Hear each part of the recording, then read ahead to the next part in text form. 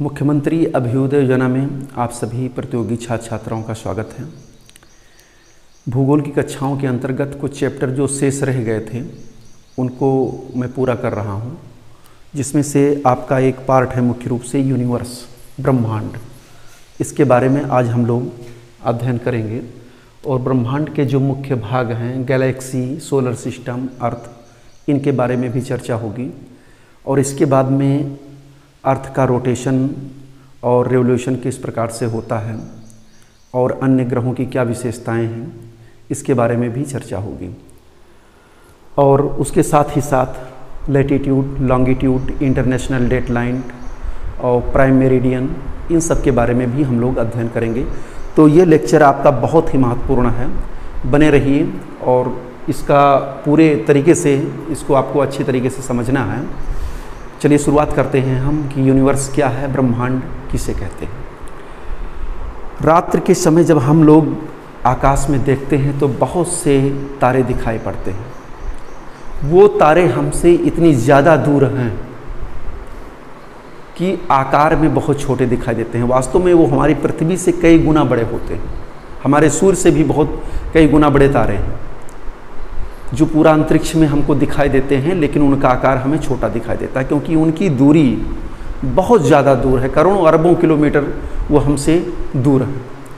तो इस प्रकार से अगर हम देखें तो ब्रह्मांड के अंतर्गत एक सूक्ष्म पिंड से लेकर के, यानी एक छोटे पार्ट से लेकर के और विशालकाय गैलेक्सी तक के समूह को जो है सम्मिलित किया जाता है।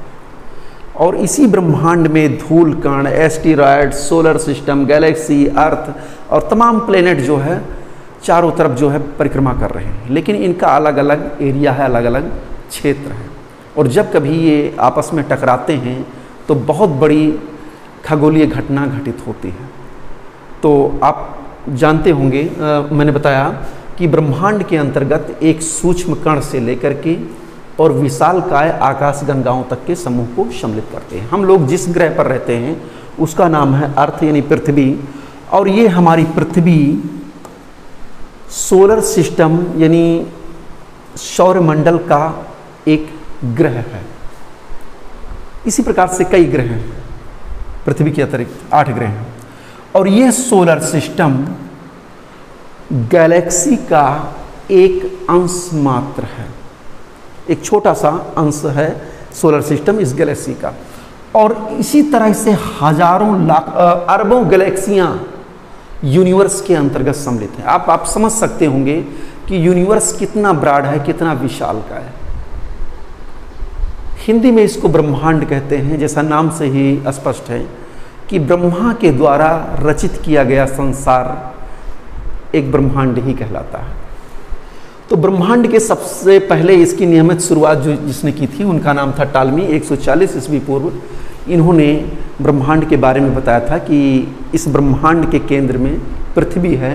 इन्होंने जियोसेंट्रिक कॉन्सेप्ट का प्रतिपादन किया था, भू केंद्रित अवधारणा।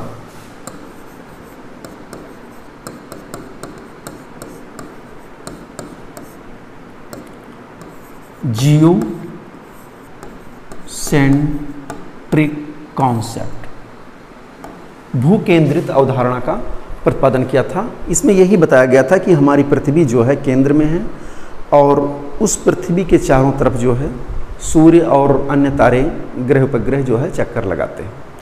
लेकिन ये बात पूर्णतया सत्य नहीं थी। जैसे जैसे समय बीतता जाता है, कापरनिकस 1543 में बताते हैं, इन्होंने जो कॉन्सेप्ट कापरनिकस ने दिया वो था हेलियोसेंट्रिक कॉन्सेप्ट। हेलियोसेंट्रिक कॉन्सेप्ट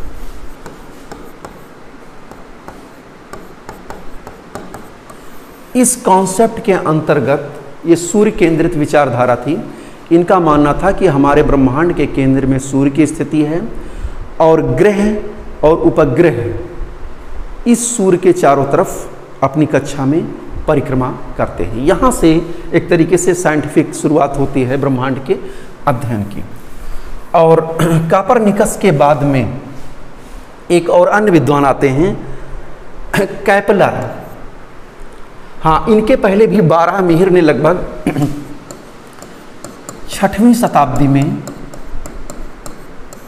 बारहमीर ने 6वीं शताब्दी में ये बताया था कि सूर्य जो है केंद्र में ब्रह्मांड के स्थित है और पृथ्वी सूर्य के चारों तरफ चक्कर लगा देती है। यानी 1000 वर्ष पहले कैपलर और कापरनिकस के 1000 वर्ष पहले ही जो है बारहमीर ने 6वीं शताब्दी में ये बता दिया था कि सूर्य ब्रह्मांड के केंद्र में है और पृथ्वी उसका चक्कर लगाती है। जर्मन गणितज्ञ खगोल शास्त्री कैपलर ने 1571-1630 इनका समय होता है, इन्होंने ग्रहों की गति से संबंधित सिद्धांत प्रतिपादित किया था। ये बताया था कि सूर्य के चारों तरफ जो चक्कर लगाने वाले ग्रह हैं उनमें मूवमेंट होता है और ये मूवमेंट किस प्रकार से होता है ये हम लोग अभी आगे की तरफ थोड़ा सा पढ़ेंगे। इसके बाद में विलियम हर्शल 1805 इन्होंने अंतरिक्ष का अध्ययन करके बताया था कि हमारा जो सोलर सिस्टम है वो सोलर सिस्टम आकाशगंगा यानी गैलेक्सी का एक अंश है। अभी आगे हम जब गैलेक्सी को पढ़ेंगे तो उसमें हम बताएंगे कि हमारा सोलर सिस्टम गैलेक्सी के किस भाग में जो है आता है। तो इस चीज़ को विलियम हर्शल ने 1805 में बताया था कि हमारा सोलर सिस्टम जो है वो गैलेक्सी के मध्य भाग में यानी एक अंश मात्र उसका है, मध्य भाग में स्थित है। और इसके बाद में 1920 में एडविन हब्बल ने दूरबीन की सहायता से बताया कि हमारे ब्रह्मांड का विस्तार हो रहा है। ब्रह्मांड में जो भी आकाशगंगाएं हैं, हमारे ब्रह्मांड में लगभग 100 अरब आकाशगंगाएं हैं, गैलेक्सी हैं, और वो गैलेक्सी आपस में दूर होती प्रतीत हो रही हैं। इन्होंने दूरबीन की सहायता से इस चीज़ का पता लगाया, एडविन हब्बल ने 1920 में। इसके बाद में हम आगे की तरफ चलते हैं। ब्रह्मांड की उत्पत्ति से संबंधित कुछ सिद्धांतों का प्रतिपादन किया गया है कि ब्रह्मांड कैसे बना। इस संदर्भ में 3 सिद्धांत हैं। एक सिद्धांत है बिग बैंग सिद्धांत जिसको जॉर्ज लेमेटेयर ने दिया था, और एक सिद्धांत है स्टेडी स्टेट थ्योरी जिसको थॉमस गोल्ड एवं हरमन बॉन्डी ने दिया था, और एक सिद्धांत है पल्सेटिंग यूनिवर्स थ्योरी जिसको एलन सैंडेज ने दिया था। इन तीनों सिद्धांतों में सबसे सर्वमान्य सिद्धांत ब्रह्मांड की उत्पत्ति का जो है वो है बिग बैंग सिद्धांत। लेमेत्रे ने इसको जो है दिया था। इसको एक्सपेंडिंग यूनिवर्स हाइपोथेसिस भी कहा जाता है, यानी विस्तारित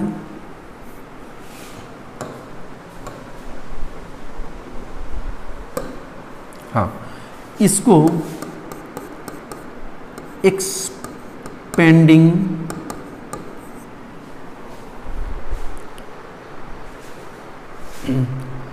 यूनिवर्स हाइपोथेसिस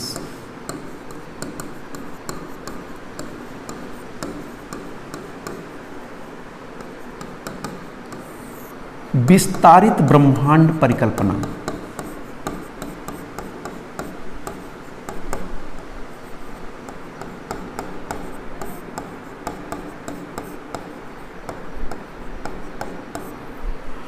यह सिद्धांत हमें यह बताता है कि हमारे ब्रह्मांड का निरंतर विस्तार होता जा रहा है। ये कॉन्सेप्ट क्या है इसको हम लोग संक्षेप में थोड़ा सा जानते हैं। इस सिद्धांत के अनुसार हमारा ब्रह्मांड कैसे बना, इसको चलिए हम थोड़ा सा इस पर चर्चा करते हैं। जॉर्ज लेमेटेयर ने बताया था कि हमारा ब्रह्मांड, इन्होंने 1894-96 में इस सिद्धांत का प्रतिपादन किया था, और रॉबर्ट वेगनर ने 1967 में इस सिद्धांत की विस्तृत व्याख्या बताई थी और बताया था कि वास्तव में हमारे ब्रह्मांड का विस्तार होता जा रहा है। इस सिद्धांत के अनुसार लगभग 13.5 अरब वर्ष पूर्व ब्रह्मांड में एक घटना घटित होती है, यानी हमारे अंतरिक्ष की एक घटना घटित होती है जिसमें होता क्या है कि एक छोटा सा पॉइंट होता है, एक छोटा सा कोई पार्ट होता है, एक छोटा सा पिंड होता है। इस पिंड का आयतन बहुत ही कम, लेकिन इस पिंड का जो टेम्परेचर है वो बहुत ही ज़्यादा होता है। यानी तापक्रम और घनत्व, डेंसिटी, ये दोनों बहुत ज़्यादा अनंत होते हैं, बहुत ज़्यादा होते हैं। यानी पिंड जो है बहुत ही छोटा है, सूक्ष्म कण है। हमारा ब्रह्मांड जो है एक सूक्ष्म कण से बना हुआ है। इस सिद्धांत के अनुसार ये बताया जाता है कि पहले जो है एक छोटा सा पिंड था, एक छोटा सा कण था, पार्ट था, जिसका टेम्परेचर और डेंसिटी बहुत ही ज़्यादा था। और ये बताते हैं कि बिग बैंग की प्रक्रिया के अंतर्गत इसी कण का विस्फोट हो जाता है और विस्फोट होने के बाद में बहुत से पार्ट इससे निकल करके अंतरिक्ष में फैल जाते हैं, चारों तरफ फैल जाते हैं। और इसी प्रक्रिया के अंतर्गत हमारा ब्रह्मांड बनता है। यही सब पार्ट बाद में गैलेक्सी, तारे, उपग्रह, ग्रह, नक्षत्र, इन सब का निर्माण करते हैं। उदाहरण के लिए एक आप जान सकते हैं कि मान लीजिए एक कोई गुब्बारा है और इस गुब्बारे में थोड़ी सी हवा भरी हुई है और इसमें हमने पेंसिल से या कलम से कुछ ऐसे निशान लगा दिए। अब इस गुब्बारे को हम और फुलाते हैं। जैसे जैसे गुब्बारे को फुलाते हैं ये गुब्बारा और बड़ा होता जाता है और इसके अंतर्गत जो हमने निशान लगाए थे वो निशान भी कुछ दूरी तक ऐसे ऐसे दिखाई प्रतीत होते हैं। यही जो है विस्तारित ब्रह्मांड परिकल्पना है। एक छोटे से पार्ट का विस्फोट होता है और वो पार्ट बिखर करके ब्रह्मांड में चारों तरफ फैल जाता है और उसी से हमारे ब्रह्मांड की रचना होती है। विस्फोट के फलस्वरूप जो अंतरिक्ष में बिखर गए वो सब पिंड आज गतिशील अवस्था में हैं। कुछ अरब वर्ष बाद में हाइड्रोजन और हीलियम के बादल संकुचित हुए, चूँकि इस पार्ट में हाइड्रोजन और हीलियम के अंश भी बहुत ज़्यादा मात्रा में रहे होंगे उस समय, जिनके संकुचन होने से गैलेक्सी का निर्माण हुआ, आकाशगंगा का निर्माण हुआ। आकाशगंगा का निर्माण होने के बाद में लगभग आज से 4.5 अरब वर्ष पूर्व हमारे सोलर सिस्टम का अस्तित्व आता है। यानी हमारा सौर मंडल आज से 4.5 अरब वर्ष पूर्व हुआ, जब उस छोटे से कण का विस्फोट हुआ, चारों तरफ फैल गया और हाइड्रोजन और हीलियम के बादलों के परिणाम स्वरूप आकाशगंगाओं का निर्माण हुआ। और आकाशगंगाओं में अरबों खरबों यानी 98% केवल तारे ही तारे थे, बल्कि 2% धूलकण वगैरह विद्यमान थे। और उसके जो है कुछ समय बाद में लगभग 4.5 अरब वर्ष पूर्व हमारे सौरमंडल का अस्तित्व हुआ, जो उसी आकाशगंगा का एक पार्ट था। तो आप देखते हैं बिग बैंग सिद्धांत के अंतर्गत, क्योंकि इसको हमें बहुत ही संक्षेप में पढ़ाना है, जब आप मुख्य परीक्षा की तैयारी करेंगे तब उसमें इस सिद्धांत को विस्तृत रूप से पढ़ाया जाएगा। तो आपने देख लिया कि एक छोटे से कण के विस्फोट के परिणाम स्वरूप हमारा ब्रह्मांड जो है धीरे धीरे विस्तारित हुआ। और एडविन हब्बल ने 1920 में अपने अध्ययन में ये बताया था कि हमारे ब्रह्मांड का विस्तार आज भी हो रहा है। अब आगे हम चलते हैं। इसी ब्रह्मांड का जो अगला पार्ट है उसको हम कहते हैं गैलेक्सी, या इसको हम कहते हैं आकाश गंगा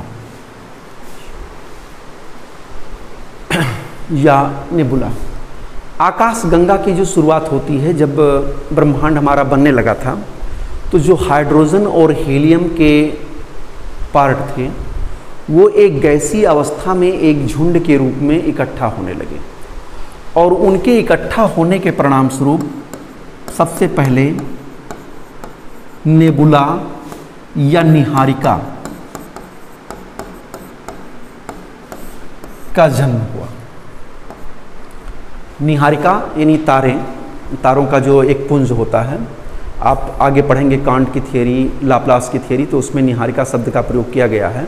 तो एक प्रकार से ये नेबुला या निहारिका हाइड्रोजन और गैसों के एक बादल के रूप में थे, जो निहारिका के रूप में परिवर्तित हुए। इस निहारिका में गैसों के झुंड आसपास के क्षेत्रों में विकसित हो रहे थे और तमाम इसका भी प्रसार धीरे धीरे हो रहा था।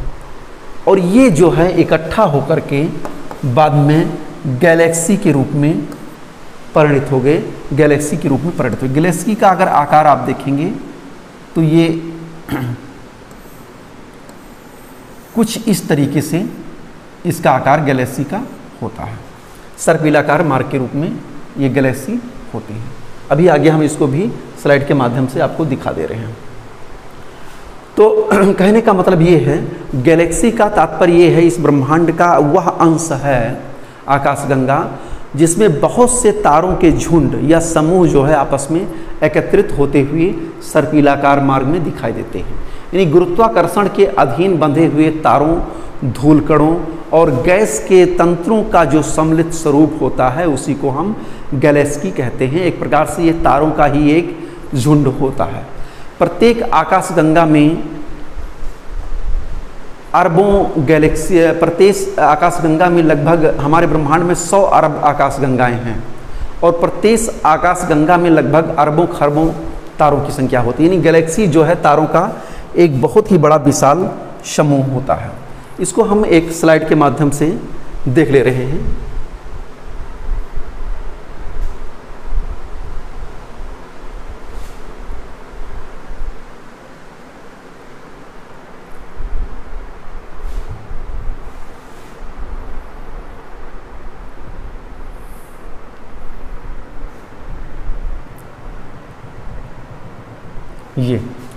ये गैलेक्सी का एक भाग है। इसको बंद कर दो। ये गैलेक्सी का, ये आप देख रहे हैं गैलेक्सी है, यानी ब्रह्मांड का हमारे एक भाग है। ब्रह्मांड में हम इसको दरवाजा, हमारे ब्रह्मांड में बहुत सी गैलेक्सियां हैं और उस गैलेक्सी सर्पिलाकार रूप में होती हैं। ये तारों का एक समूह ही होता है गैलेक्सी।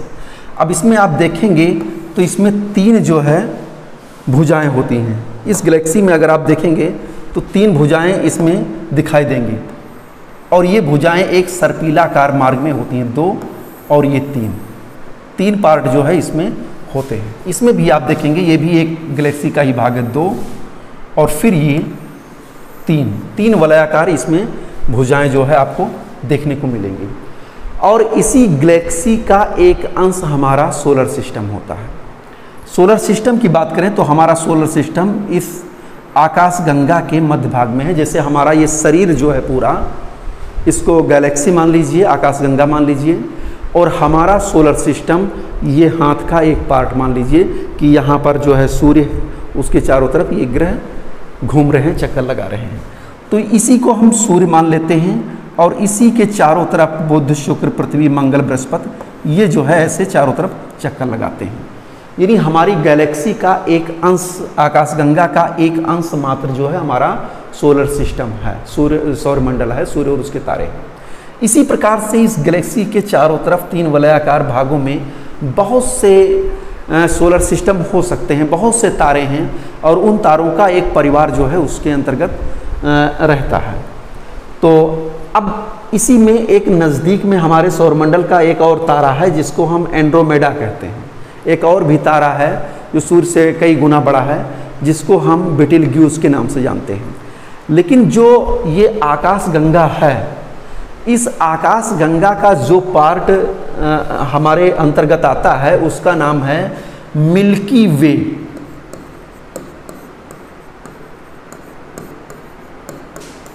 यानी इसको हम मंदाकिनी के नाम से भी जानते हैं, मिल्की वे या मंदाकिनी के नाम से जानते हैं। तो हमारा सौरमंडल आकाशगंगा यानी मंदाकिनी का ही एक हिस्सा है। अब आप समझ गए होंगे, ब्रह्मांड जिसमें अरबों गैलेक्सियां हैं और एक गैलेक्सी के अंतर्गत अरबों तारे हैं, अरबों खरबों तारे हैं और प्रत्येक तारे का अपना एक परिवार हो सकता है।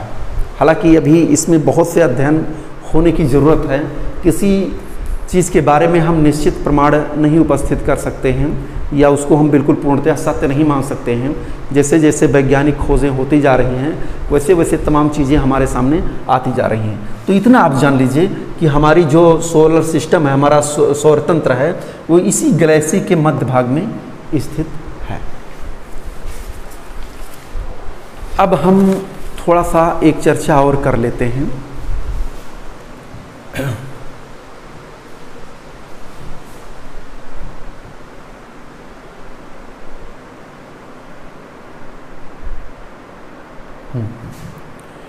ये आप देख सकते हैं यूनिवर्स, जिसको मैंने अभी बताया था कि मैं स्लाइड के माध्यम से बताऊंगा। ये हमारा यूनिवर्स है, ब्रह्मांड। इस ब्रह्मांड में बहुत से ग्रह उपग्रह, ये देखिए यहाँ पर ये आपको गैलेक्सी दिखाई दे रही है, यहाँ पर दिखाई दे रही है, ये तारे दिखाई दे रहे हैं, तमाम धूल कण, एक छोटे से सूक्ष्म पिंड से लेकर के बड़े बड़े आकाश गंगा तारे जो है हमारे ब्रह्मांड के अंतर्गत सम्मिलित हैं। और उन्हीं ब्रह्मांड का ही एक हिस्सा ये गैलेक्सी है, और इसी गैलेक्सी में ही हमारा सोलर सिस्टम हो सकता है। आप सोच सकते हैं कि इस पूरे यूनिवर्स में पृथ्वी की क्या स्थिति है। अब आगे की तरफ हम चलते हैं। जो हम लोगों को एक चीज़ और पढ़ना है वो है ब्लैक होल।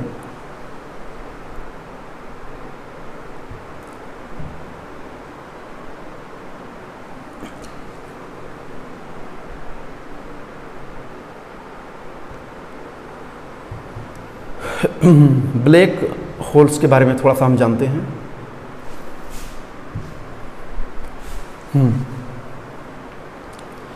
ब्लैक होल समझते हैं क्या है?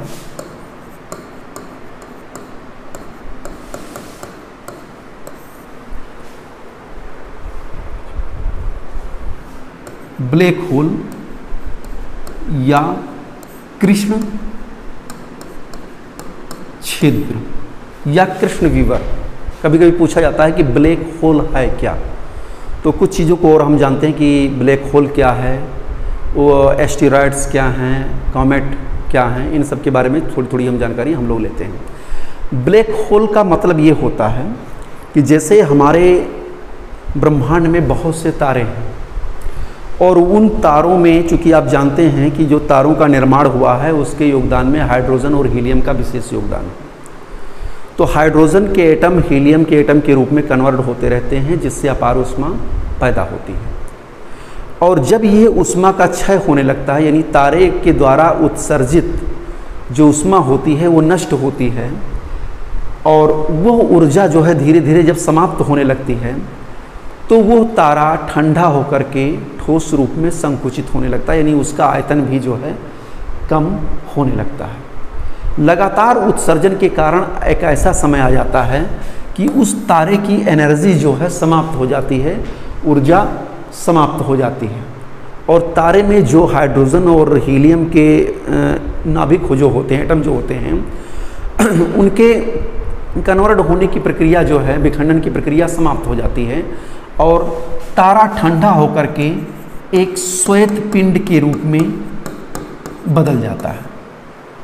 तारा ठंडा होकर के एक श्वेत पिंड के रूप में बदल जाता है, और जब श्वेत पिंड के रूप में बदल जाता है तो इसका भार अगर सूर्य के भार के बराबर हो जाता है तारे का, तो कोई भी वस्तु या प्रकाश जब इस तारे पर पड़ता है, ब्लैक होल पर पड़ता है, तो उसका परावर्तन नहीं हो पाता है, यानी वो चीज़ें बाहर नहीं जा पाती, किसी वस्तु का पलायन नहीं हो सकता है उस स्थान से, या प्रकाश जो उस पर पड़ेगा तो उसका भी परावर्तन नहीं हो सकता है, तो वो जो है ब्लैक होल कहलाता है। इस प्रकार से ब्लैक होल की घटना हमारे अंतरिक्ष में घटित होती रहती है। संक्षेप में हम जान सकते हैं कि तारे की ऊर्जा का समाप्त हो जाना ही ब्लैक होल कहलाता है, और जब वो एक ठंडा होकर के श्वेत पिंड के रूप में बदल जाता है तो उससे कोई भी वस्तु का परावर्तन हो ही नहीं सकता है। इतनी ज़्यादा ग्रेविटेशनल फोर्स होती है कि किसी भी वस्तु या प्रकाश किरण को अपने अंदर वो अवशोषित कर लेती है। इसी को हम ब्लैक होल कहते हैं। अर्थात संक्षेप में एक चीज़ और भी कह सकते हैं कि जिन तारों का द्रव्यमान सूर्य के द्रव्यमान से 3 गुना अधिक हो जाता है, वो ये विघटित होकर के अंत में ब्लैक होल के रूप में कन्वर्ट हो जाते हैं। ब्लैक होल छोटा भी हो सकता है और ब्लैक होल बड़ा भी हो सकता है। इसके बाद में हम आगे की तरफ थोड़ा सा और चलते हैं। हाँ, सोलर सिस्टम, सौरमंडल। आपने ब्रह्मांड के बारे में पढ़ा, आकाशगंगा क्या है उसको पढ़ लिया। अब एक तीसरा जो पार्ट आता है उसको हम सोलर सिस्टम या सौरमंडल के नाम से जानते हैं।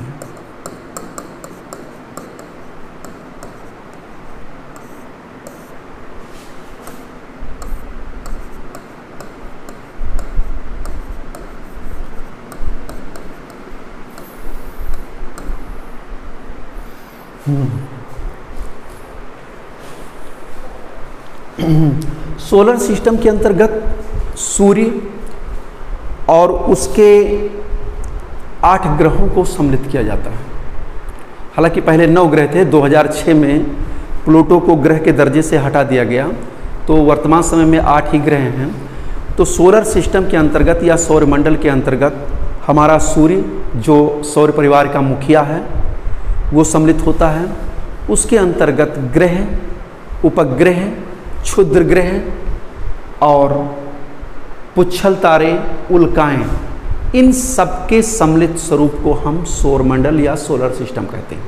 अर्थात सूर्य एवं उसका जो परिवार होता है, ग्रह, उपग्रह, पुच्छल तारे, क्या कहते हैं, पुच्छल तारे, उल्काएं, क्षुद्र ग्रह, ये सब मिलकर के सौरमंडल की रचना करते हैं। तो एक एक चीज़ को हम लेते हैं और फिर उनकी व्याख्या करते हैं। सबसे पहले हम आते हैं ग्रह या प्लेनेट। सूर्य की परिक्रमा ऐसे आकाशीय पिंड जो सूर्य के चारों तरफ परिक्रमा करते हैं उन्हीं को हम ग्रह कहते हैं। अभी इस चीज़ को मैं स्लाइड के माध्यम से भी दिखा दूंगा। यानी सूर्य के चारों तरफ परिक्रमा करने वाले आकाशीय पिंडों को हम ग्रह कहते हैं। इन सब आकाशीय पिंडों का एक मार्ग है, एक निश्चित कक्षा है जिससे वो चारों तरफ सूर्य की परिक्रमा करते हैं, उन्हीं को हम ग्रह कहते हैं। लेकिन ऐसे ही हम किसी को ग्रह नहीं मान सकते हैं,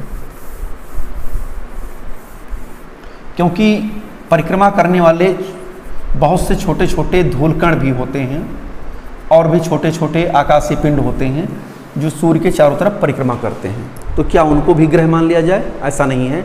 2006 में अंतर्राष्ट्रीय खगोल संघ ने ग्रह की 3 विशेषताएं बताई थी, और वो जो 3 विशेषताएं हैं अगर किसी भी खगोलीय पिंड में पाई जाती हैं तो उनको हम ग्रह की श्रेणी में रख सकते हैं।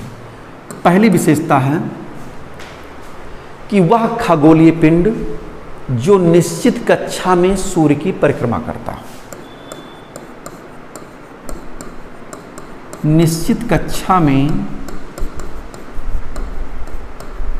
सूर्य की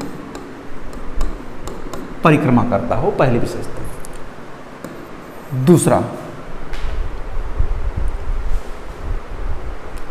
दूसरी विशेषता था कि उस खगोलीय पिंड में इतनी ग्रेविटेशनल फोर्स होना चाहिए, नहीं द्रव्यमान उसका इतना होना चाहिए कि उसका आकार गोल या गोलाकार हो। यानी ग्रेविटेशनल फोर्स, गुरुत्वाकर्षण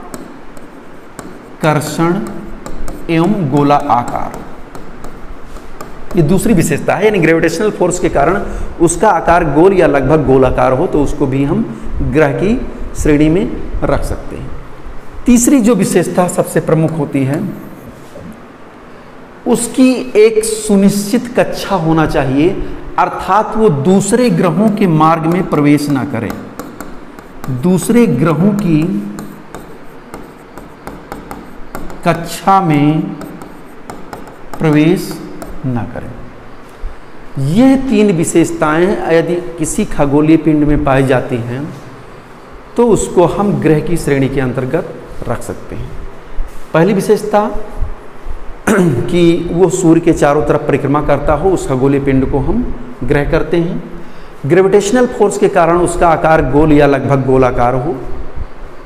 तीसरी विशेषता, वो किसी दूसरे की कक्षा को ना क्रॉस करे। ये 3 विशेषताएं जिस आकाशीय पिंड में पाई जाएंगी उसको हम ग्रह या प्लेनेट कहेंगे। आगे चलते हैं हम। अब एक है उपग्रह।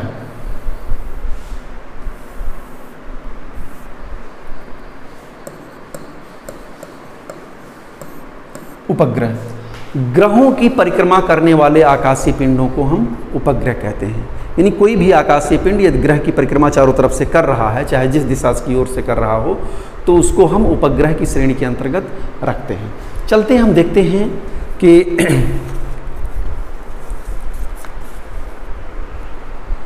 ग्रहों, देखिए प्रत्येक ग्रह का 2 मूवमेंट होता है, 2 प्रकार का उनकी गति होती है।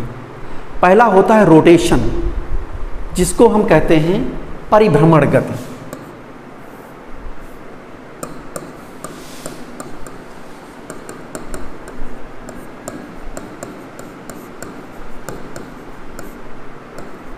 दूसरा होता है रेवोल्यूशन।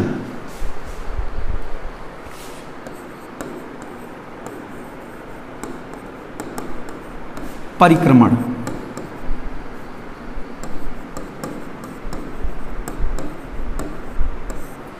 परिभ्रमण गति में कोई भी आकाशीय पिंड अपनी धुरी पर इस तरीके से घूम जाता है। ये उसकी जो है परिभ्रमण गति है, यानी रोटेशन है, यानी अपनी धुरी पर या अपने अक्ष के सहारे ही घूम जाना, ये रोटेशन या परिभ्रमण कहलाता है।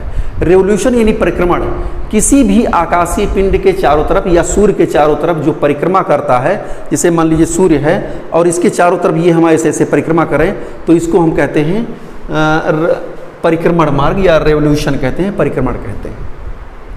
और अपनी ही धुरी पर इस तरीके से घूम जाना ये कहलाता है, रेवोल्यूशन कहलाता है। अब हम चलते हैं आगे की तरफ कि ग्रहों का क्रम तथा आकार किस प्रकार से है।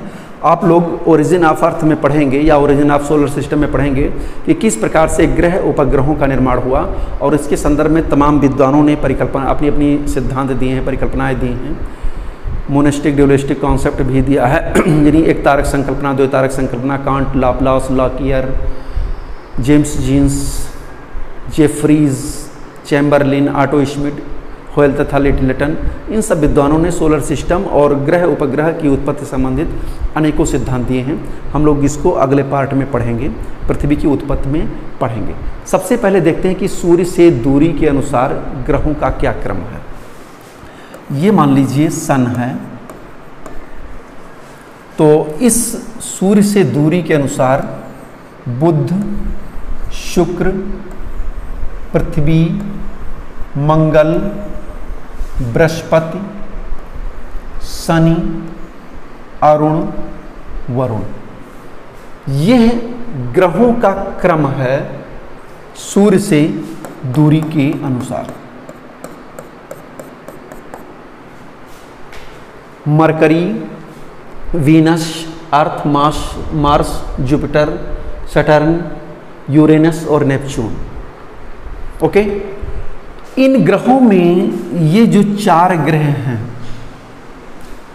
ये सूर्य के नजदीक हैं।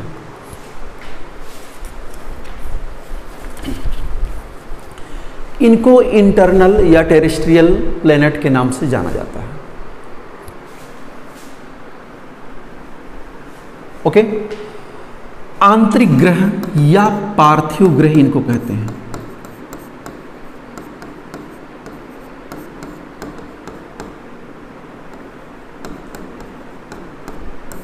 इंटरनल प्लैनेट कहते हैं। और ये जो 4 होते हैं इनको हम बाह्य ग्रह या जेवियन ग्रह के नाम से जानते हैं, क्योंकि इनकी रचना बृहस्पति के समान से, जैसे बृहस्पति का निर्माण हुआ है उस प्रकार के पदार्थों से हुआ है।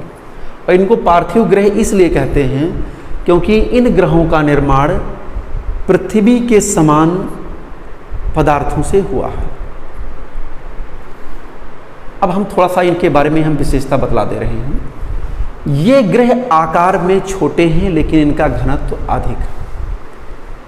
आकार में छोटे होने के कारण सूर्य से नज़दीक हैं, इसलिए इनमें टेम्परेचर भी, इन ग्रहों का तापक्रम भी ज़्यादा रहता है। ये ग्रह बृहस्पति, शनि, शुक्र, बृहस्पति, शनि, अरुण, वरुण, ये ग्रह बाह्य ग्रह हैं, आकार में बड़े ग्रह हैं, लेकिन इनका डेंसिटी यानी घनत्व जो है थोड़ा सा कम है, इनकी अपेक्षा कम है। और ये आकार में छोटे हैं, इनका घनत्व कम है, लेकिन ग्रेविटेशनल फोर्स इनका थोड़ा सा कम है और इनका ज़्यादा है, इन बाह्य ग्रहों का ज़्यादा है। सूर्य से नज़दीक स्थिति पर ये ग्रह हैं। तो आगे की तरफ हम थोड़ा सा चलते हैं। अब प्रत्येक ग्रह के बारे में कुछ विशेषताएं हैं उनकी, उनको आपको जानना जरूरी है। तो क्लियर हो गया होगा। आंतरिक ग्रह बुध, शुक्र, पृथ्वी, मंगल, इनको आंतरिक ग्रह या पार्थिव ग्रह कहते हैं क्योंकि इनकी रचना जो है पृथ्वी के समान तत्वों से हुई है। इनमें गैसों को अपनी ओर आकर्षित कर थोड़ी सी और इनकी विशेषता बता रहे हैं। इन ग्रहों में बाहरी धातु जैसे लोहा, निकल अत्यधिक मात्रा में पाए जाते हैं और ये ठोस ग्रह हैं। इनका तापमान थोड़ा सा अधिक है क्योंकि इनकी निर्माण प्रक्रिया जो है सूर्य के नज़दीक स्थित भाग पर हुई है, इसलिए जो है ये गर्म ग्रह हैं इनकी तुलना में। अब थोड़ा सा आगे की तरफ चलते हैं, एक एक ग्रह के बारे में हम देखते हैं। सबसे पहले आते हैं हम मरकरी, बुध के बारे में देखते हैं।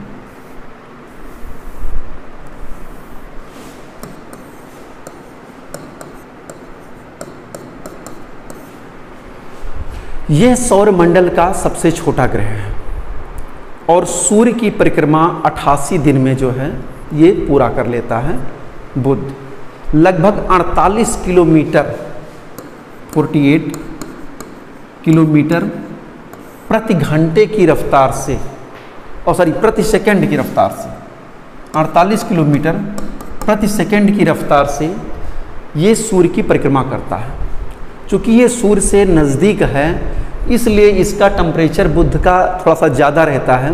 लेकिन यहाँ पर एक बुध ऐसा ग्रह है जो जहाँ पर तापांतर बहुत ज़्यादा पाया जाता है, यानी यहाँ की रातें जो है बर्फीली होती हैं, बहुत ठंडी होती हैं, और दिन जो है अत्यधिक गर्म होता है, यानी बहुत ही ज़्यादा तापांतर होता है। और इसका जो है कोई उपग्रह नहीं है, वायुमंडल का अभाव है, सूर्य के सबसे निकट है और ये सौरमंडल का इस समय सबसे छोटा ग्रह है। प्लूटो के निष्कासन के पश्चात में ये सौरमंडल का सबसे छोटा ग्रह कहलाता है। दूसरा ग्रह है शुक्र, वीनस।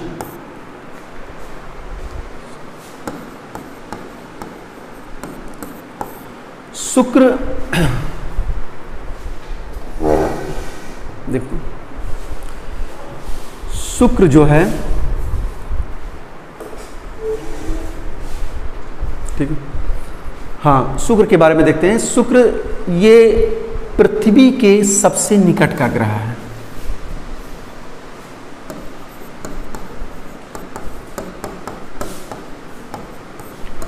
पृथ्वी के सबसे निकट का ग्रह जो है वो शुक्र कहलाता है। इसको पृथ्वी का, यानी पृथ्वी की बहन या जुड़वा ग्रह, पृथ्वी और शुक्र को जुड़वा ग्रह के नाम से जानते हैं। क्योंकि यहाँ पर जो है शुक्र और अरुण दो ग्रह ऐसे हैं जिनकी परिक्रमण दिशा उल्टी है, यानी पूरब से पश्चिम की तरफ परिभ्रमण करते हैं। जैसे पृथ्वी को आप देखेंगे तो पृथ्वी पश्चिम से पूरब की तरफ ऐसे ऐसे रोटेट करती है, लेकिन इनकी दिशा उल्टी है। शुक्र और अरुण ये दो ग्रह ऐसे हैं जिनकी दिशा उल्टी है। चूँकि यहाँ पर सूर्य जो है पूरब में दिखाई देता है, और हाँ, थोड़ा सा और चीज़ें बता दे रहे हैं इसमें। सुबह पूरब में और शाम को पश्चिम में दिखाई देता है, इसलिए इसको मॉर्निंग स्टार और इवनिंग स्टार के नाम से जाने जाते हैं। ये सबसे चमकीला तारा है, सांझ का तारा, इवनिंग स्टार, मॉर्निंग स्टार के नाम से इसको जानते हैं। और इसकी दिशा जो है पूरब से पश्चिम की तरफ है। लगभग 225 दिन में ये सूर्य की परिक्रमा पूरा करता है। परिक्रमण 225 दिन, 225 दिन सूर्य के चारों तरफ चक्कर लगाने में पूरा करता है, और लगभग 243 दिन में जो है अपनी धुरी पर घूम जाता है।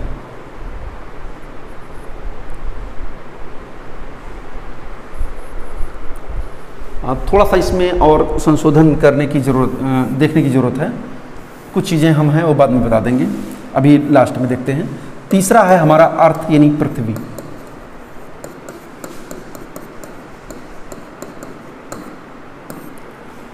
पृथ्वी सूर्य से तीसरा, यानी दूरी के अनुसार एक तीसरा ग्रह है पृथ्वी, और ये पार्थिव ग्रहों में सबसे बड़ा ग्रह है। यहाँ पर चूँकि आप जानते हैं कि पृथ्वी पर जल की स्थिति पाई जाती है, तो ऊपर से देखने में ये नीला दिखाई देता है, और ये अपनी धुरी पर 23.5 डिग्री झुकी हुई है। 23.5 डिग्री ये अपनी धुरी पर झुकी हुई है। लगभग 23 घंटे 56 मिनट 23 घंटे 56 मिनट 4.09 सेकेंड में अपनी धुरी पर एक बार ये घूम जाती है। और पृथ्वी 365 दिन 5 घंटे 48 मिनट और 46 सेकेंड में ये जो है सूर्य का एक चक्कर पूरा लगाती है। चंद्रमा इसका एकमात्र पृथ्वी का उपग्रह है। चंद्रमा पृथ्वी का एकमात्र उपग्रह है जो लगभग 3,84,000 किलोमीटर की दूरी पर स्थित है। पृथ्वी की सूर्य से दूरी 14,96 लाख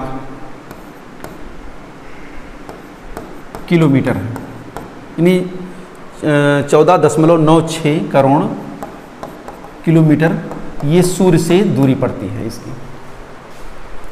और कभी कभी पृथ्वी परिक्रमा करते करते सूर्य के नज़दीक आ जाता है, उस स्थिति को उपसौर कहते हैं। और कभी कभी पृथ्वी सूर्य की परिक्रमा करते करते सूर्य से काफ़ी दूर पर चली जाती है, उसको हम जो है अपसौर की स्थिति कहते हैं। और भी विशेषताएं हैं पृथ्वी की। अब आगे चलते हैं मार्स यानी मंगल।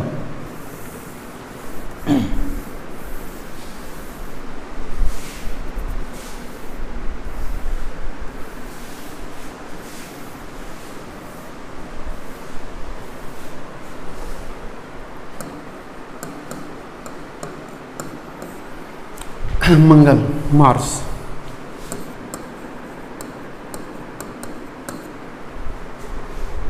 सूर्य से दूरी के अनुसार चौथा ग्रह है और आकार के अनुसार ये 7वां ग्रह है। इस ग्रह की सबसे बड़ी विशेषता है कि यहाँ पर आयरन ऑक्साइड की अधिकता के कारण ये लाल रंग का दिखाई देता है, इसलिए इसको हम लाल ग्रह कहते हैं। सूर्य की परिक्रमा लगभग 687 दिन में जो है अपना एक चक्कर लगाता है सूर्य के चारों तरफ। मंगल के 2 प्रमुख ग्रह हैं जिसको फीबोस और डीमोस, फीबोस और डीमोस, ये मंगल के 2 प्रमुख ग्रह हैं। आगे चलते हैं बृहस्पति, जुपिटर।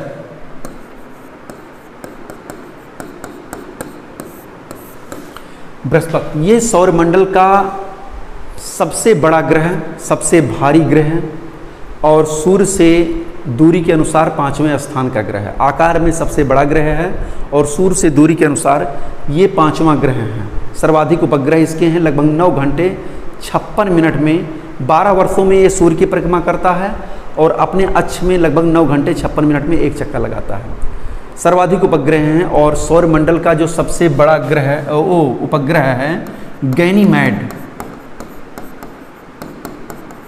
ये जो है बृहस्पति का ही उपग्रह है। गैनीमेड इस सौरमंडल का सबसे बड़ा उपग्रह है। इसके बड़े आकार के कारण इसको तारा सदृश ग्रह भी कहा जाता है बृहस्पति को। इसके बाद में है सटर्न, शनि नंबर 6 पर।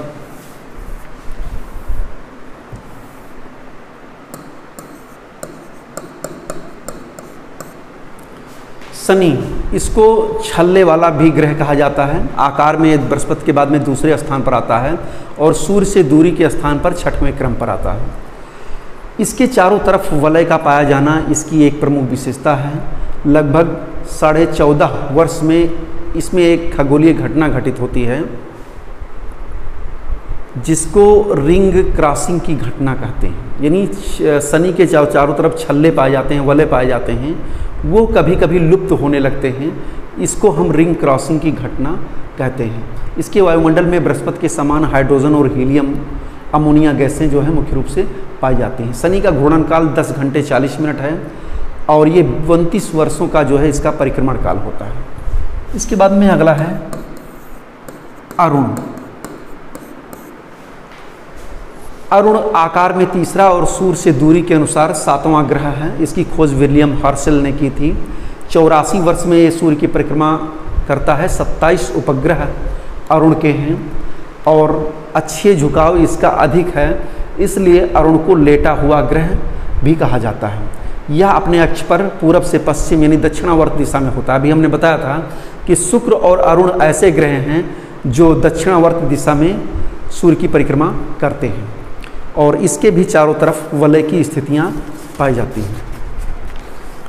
आगे की तरफ हम चलते हैं वरुण। ये सौरमंडल का आकार में चौथा और सूर्य से दूरी के अनुसार 8वें स्थान पर है। इसमें इसकी घूर्णन गति लगभग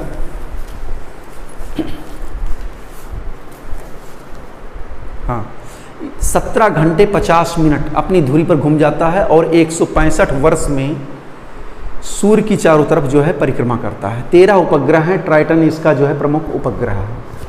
और प्लूटो के बारे में आप लास्ट ग्रह के बारे में आप जानते हैं, उसको एक क्षुद्र ग्रह या बौने ग्रह का दर्जा दिया गया है, क्योंकि प्लूटो जो है इसी अरुण की कक्षा में प्रवेश कर जाता था। इसलिए 2006 में अंतर्राष्ट्रीय खगोल संघ ने इसको ग्रह के दर्जे से बाहर कर दिया। अब हम चलते हैं आगे की तरफ, थोड़ा सा कुछ चीज़ों को जान लेते हैं। सूर्य के बारे में आप जान रहे हैं, सूर्य एक गैस का बहुत ही बड़ा गोला है और इस सूर्य में हाइड्रोजन और हीलियम दो गैसों की बहुत ज़्यादा प्रचुरता है। यहाँ पर सूर्य की कोर भाग में हाइड्रोजन के एटम हीलियम के एटम के रूप में कन्वर्ट होते रहते हैं। इससे बहुत ही ज़्यादा ऊष्मा निकलती है और ये ऊष्मा फोटोस्फीयर पर आती है, जहाँ पर शॉर्ट वेव्स के रूप में चारों तरफ विकिरित होती है। यानी सूर्य के द्वारा जो ऊर्जा का उत्सर्जन होता है वो लघु तरंग सौरिक विकिरण के रूप में होता है। 1,86,000 मील प्रति सेकंड की गति से जो है ये चारों तरफ विकिरित होती है। सूर्य के केंद्र का जो टेम्परेचर है लगभग वो 15 मिलियन डिग्री सेंटीग्रेड है, जो नाभिकीय संलयन के अनुकूल है। सूर्य का जो भाग हमें ये बाहरी भाग दिखाई देता है, इसको हम फोटोस्फीयर या प्रकाश मंडल के नाम से जानते हैं। और इसके सतह का तापमान यानी सरफेस का टेम्परेचर लगभग 6000 डिग्री सेंटीग्रेड है। आगे की तरफ हम चलते हैं, कुछ चीज़ों को और आपको जान लेने की ज़रूरत है। ये हो गया आपका ग्रह क्या है, हमने बता दिया कि सूर्य के चारों तरफ परिक्रमा करने वाले आकाशीय पिंडों को ग्रह कहते हैं और ग्रह के चारों तरफ परिक्रमा करने वाले आकाशीय पिंडों को उपग्रह कहते हैं। ग्रह उपग्रह ये सब सूर्य से कितनी दूरी पर हैं, इसको आपने देखा। प्रत्येक ग्रह की क्या विशेषता है मुख्य वो आपने देखा। अब कुछ सूर्य हमारे सोलर सिस्टम में कुछ और भी ऐसे पार्ट हैं जो परिभ्रमण कर रहे हैं, जिनसे तमाम घटनाएं घटित हो जाती हैं, उनको भी जानने की ज़रूरत है। जैसे एस्टेरॉयड्स, लघु ग्रह या क्षुद्र ग्रह।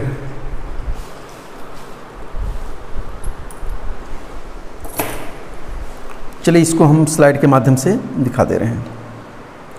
लघु ग्रह या क्षुद्र ग्रह मंगल और बृहस्पति की कक्षा में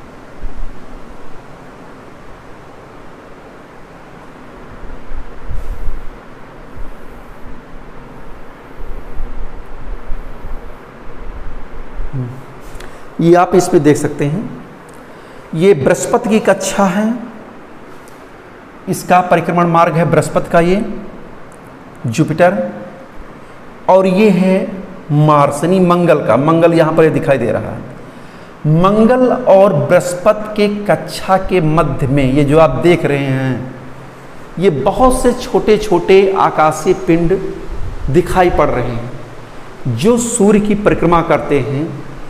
एस्ट्रोनॉमी में इन्हीं को एस्टेरॉयड्स या क्षुद्र ग्रह या अवान्तर ग्रह या लघु ग्रह कहते हैं। क्लियर हो गया होगा। मंगल देख रहे हैं आप, यहाँ पर सन है, ये मरकरी है, ये वीनस है, ये अर्थ है, ये मार्स है। ये मंगल की कक्षा है और ये बृहस्पति की कक्षा है। तो मंगल और बृहस्पति की कक्षा में ये छोटे छोटे जो आकाशीय पिंड दिखाई दे रहे हैं चारों तरफ, ये जो है इन ग्रहों की परिक्रमा करने के साथ साथ सूर्य की भी जो है चारों तरफ परिक्रमा करते हैं। इन्हीं को एस्टेरॉयड्स, लघु ग्रह या क्षुद्र ग्रह कहते हैं। एक और भी कॉन्सेप्ट आपको जानना है।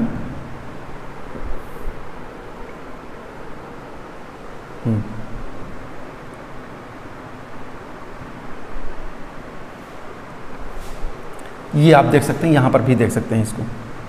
एस्टेरॉयड्स बेल्ट, ये मंगल की orbit of Mars, orbit of Jupiter, इनके बीच में ये एस्टेरॉयड बेल्ट दिखाई दे रहा है। इसके बाद में एक चीज़ और आपको देखना है, पुच्छल तारे।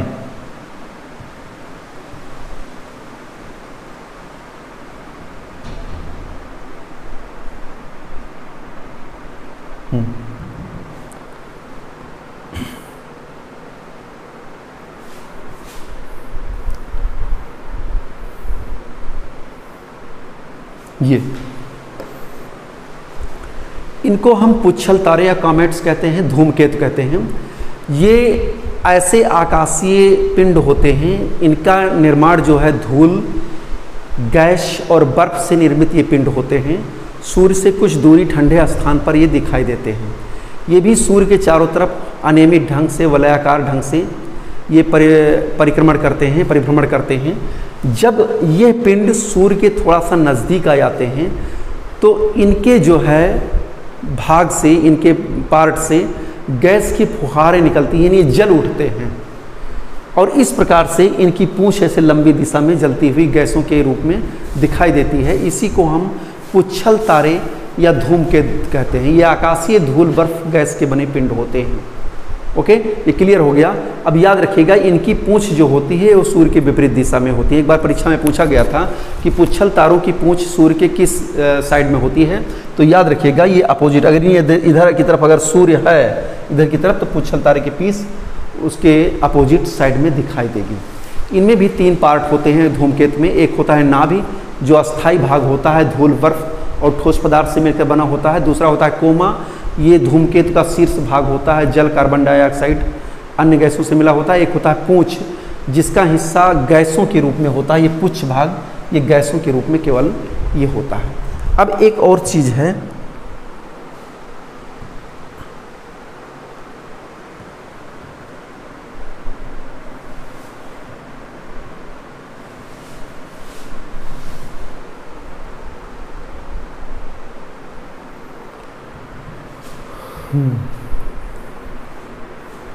ये आप देख सकते हैं, ये एक उल्का पिंड, मेटेओर्स,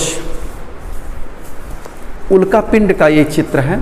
ये भी अंतरिक्ष में तीव्र गति से घूमते हुए अत्यंत सूक्ष्म ब्रह्मांडीय कण होते हैं। इनका भी अपने आप में बहुत महत्व होता है। ये भी मंगल और बृहस्पति के क्षुद्र ग्रहों के बीच में पाए जाते हैं, लेकिन ज़्यादातर उल्का पिंडों का जो है क्यूपर बेल्ट में ये देखने को मिलते हैं। उल्का पिंड बहुत ही खतरनाक भी होते हैं। जब इनमें आपस में टकराव होता है या किसी आकाशीय पिंड पर ये गिरते हैं, सरफेस पर गिरते हैं, तो बहुत बड़ी खगोलीय घटना घटित हो जाती है।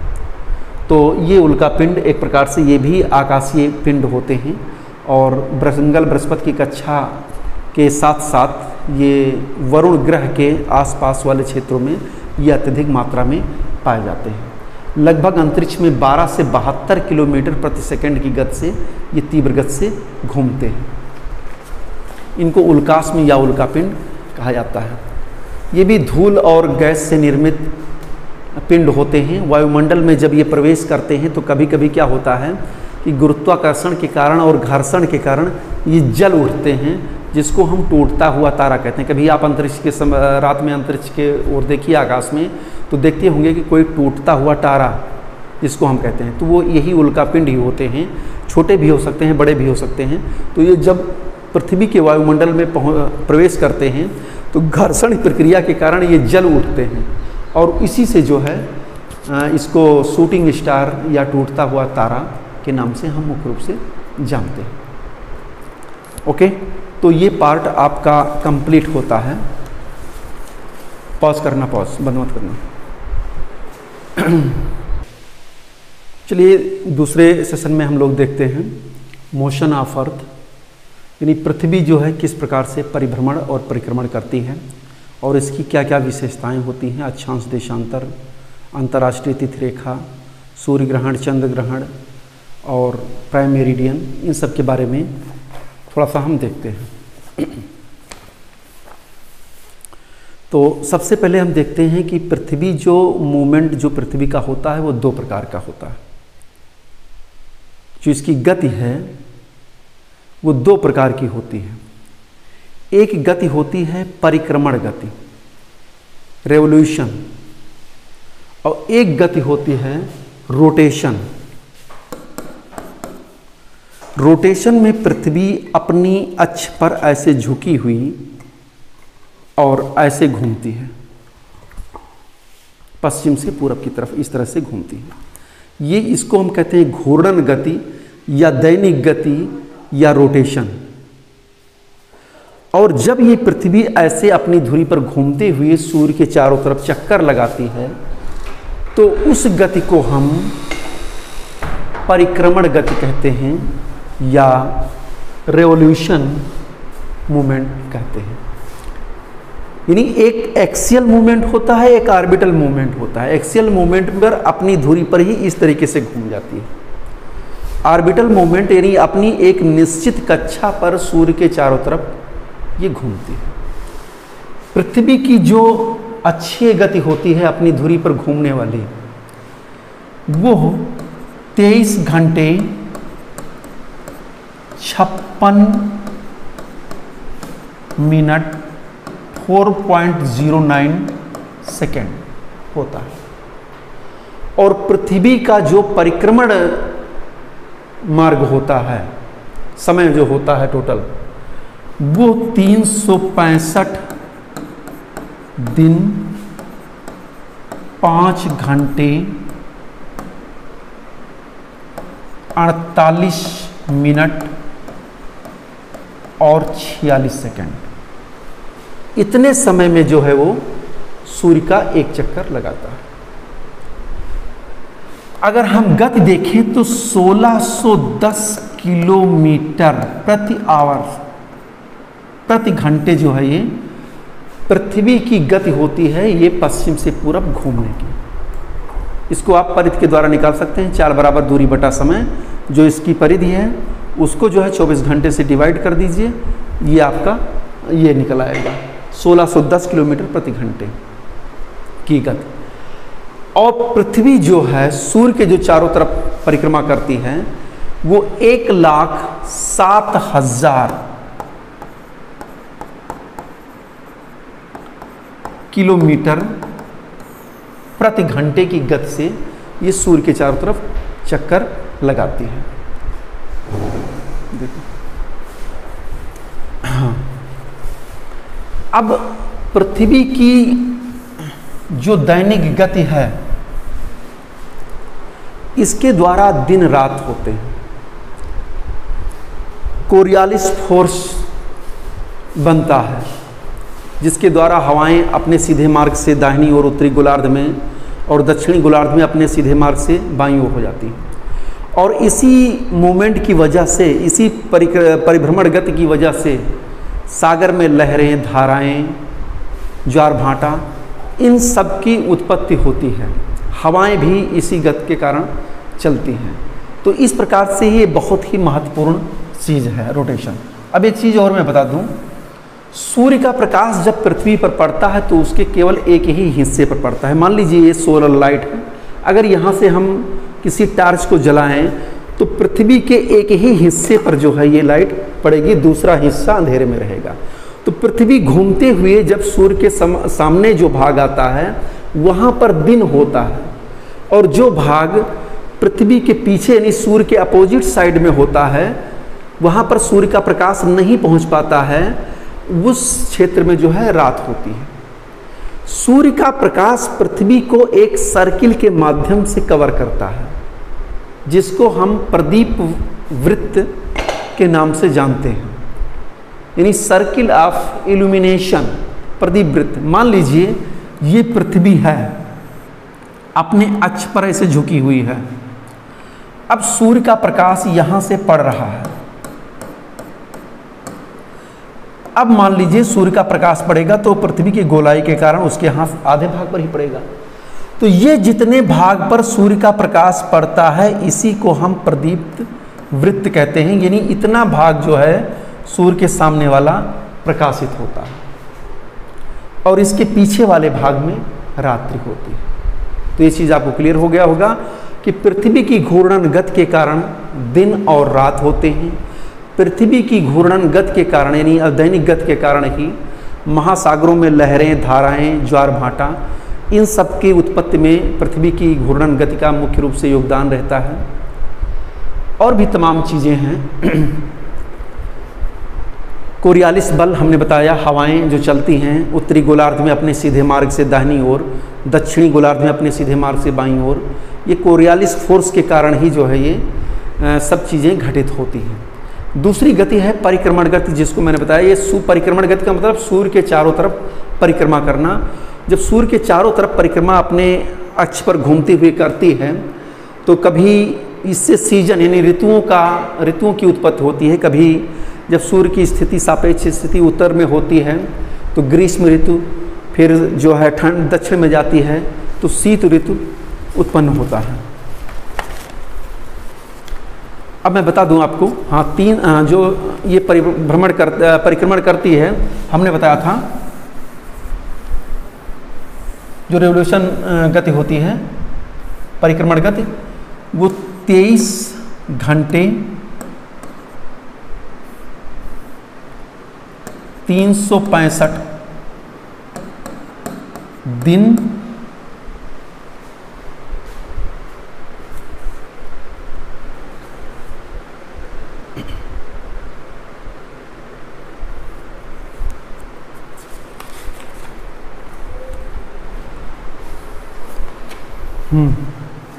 5 घंटे 48 मिनट और 46 सेकेंड, इसको हम 365 ही मानते हैं और इसको हम मुख्य रूप से 6 घंटे मान लेते हैं। अब ये 6 घंटे इकट्ठा होते होते 4 साल बादों में ये भी 24 घंटे बन जाता है। तो ये 24 घंटे यानी एक दिन, ये एक दिन हम जो है इस 365 में जोड़ देते हैं तो ये हो जाता है 366 दिन, यानी हर चौथे वर्ष 366 दिन हो जाता है। और ये एक दिन अतिरिक्त का समय हम फरवरी में जोड़ते हैं। उस वर्ष यानी चौथे वर्ष फरवरी जो है 29 दिन की होती है, जिसको हम लीप ईयर के नाम से जानते हैं। ओके, तो ये चीज़ शायद में क्लियर हो गया होगा। अब कुछ चीज़ें आपको और मैं बता दे रहा हूँ। पृथ्वी और सूर्य की सापेक्षिक स्थितियाँ किस प्रकार से धरातल पर पड़ती हैं। ये है अर्थ।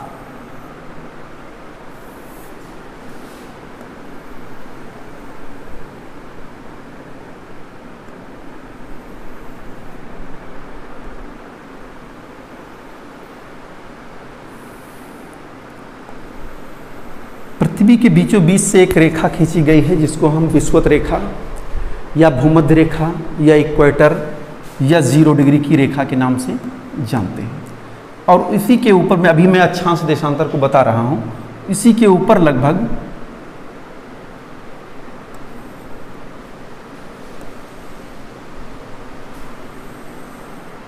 23.5 डिग्री उत्तर में है, इसको हम कर्क रेखा, और 23.5 डिग्री दक्षिण में है, इसको मकर रेखा। Tropic of cancer, tropic of capricorn. तो ये 3 रेखाएं मुख्य रूप से हैं। सूर्य की स्थितियां इन्हीं 3 रेखाओं के आसपास होती हैं। इधर हम मान लीजिए सन है,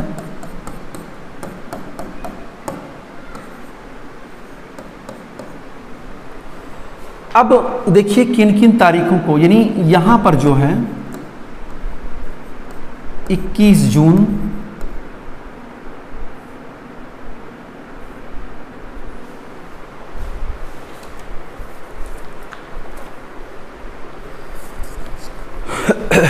इक्कीस मार्च,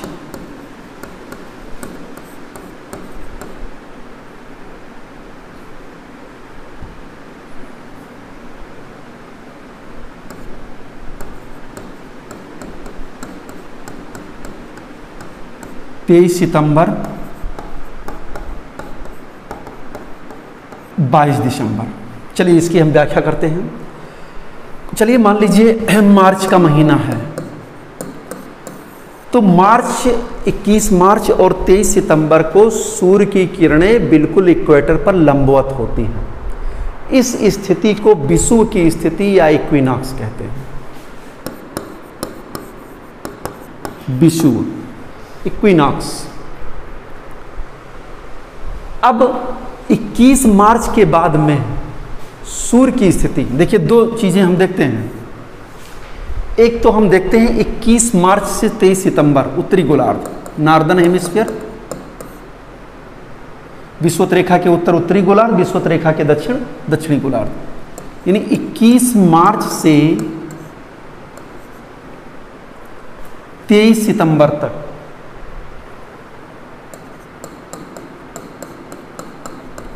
इसकी स्थिति देखिए।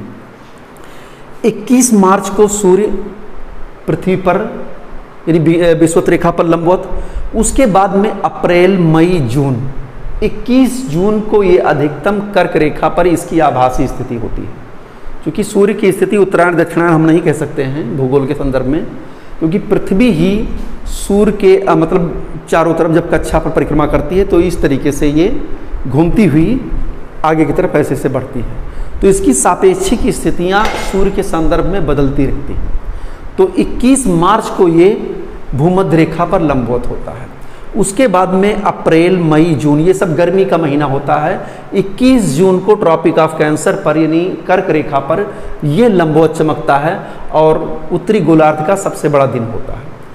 21 मार्च के बाद में जब ये उत्तर की तरफ चमकने लगता है तो अभी मैंने आपको दिखाया था चित्र के माध्यम से, उत्तरी ध्रुव उत्तरी गोलार्ध में दिन की अवध बढ़ती जाती है। 12 घंटे या 12 घंटे से अधिक जो है दिन की अवध होती जाती है। और उत्तरी ध्रुवीय क्षेत्र पर नॉर्थ पोल पर 6 महीने का दिन होता है, जबकि दक्षिणी साउथ पोल पर जो है 6 महीने की रात होती है। तो इस प्रकार से ये 21 मार्च से 21 जून फिर 23 सितंबर की स्थिति फिर वापस लौटता है। तो जून के बाद में जुलाई अगस्त सितंबर में 23 सितंबर को पुनः ये अपनी स्थिति पर, यानी एक बार ये यहाँ पर ऐसे ऐसे जाता है और दूसरी बार यहाँ पर रिटर्न हो जाता है। ओके, अब फिर जो है 23 सितंबर को विषुवत रेखा पर लंबवत चमकता है। अब सितंबर के बाद में सूर्य की स्थिति दक्षिण में हो जाती है। अब उत्तर में जो है ठंडक पड़ने लगती है, दक्षिण की तरफ धीरे धीरे गर्मी बढ़ती है। 23 सितंबर के बाद में जैसे जैसे सूर्य की स्थिति दक्षिण की तरफ होती जाती है वैसे वैसे दिन की अवधि 12 घंटे या 12 घंटे से अधिक होती जाती है। और ये 22 दिसंबर पर जो है मकर रेखा पर ये लंबवत चमकता है। यहाँ पर ये मकर रेखा मकर रेखा पर लंबवत चमकता है। अब इस स्थिति में जब दक्षिण की तरफ होता है सूर्य तो जो है दक्षिणी गोलार्ध में यानी ध्रुवों के पास में 6 महीने का दिन होता है और उत्तरी गोलार्ध में 6 महीने की रातें होती हैं। क्योंकि आप जानते हैं पृथ्वी पूर्णतया इस तरीके से नहीं है। अगर हम पृथ्वी की स्थिति देखें तो वो इस तरीके से यहाँ पर ऐसे ऐसे झुकी हुई है, ये इस तरीके से है। अभी हम इसको आगे की तरफ बताते हैं किस तरीके से ये बनी हुई है।